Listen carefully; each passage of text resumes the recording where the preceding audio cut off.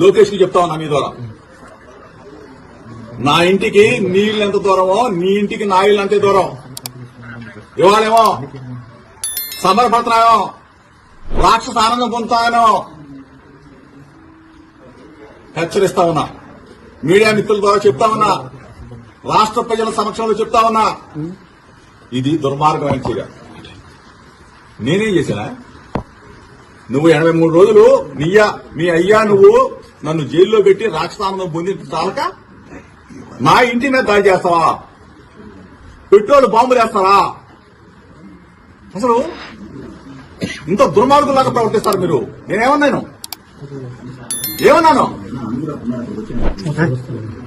ఈరోజు మీరు చేసిన దుర్మార్గం మేమేదో భయపడతాననుకుంటున్నామో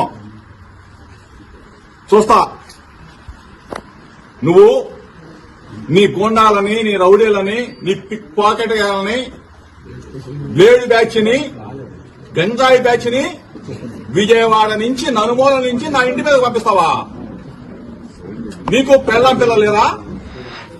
నీకు ఇల్లు లేదా? నీకు కుటుంబం లేదా? ఇవాళతో ఇది ఆగిపోతుంది అనుకుంటున్నావా?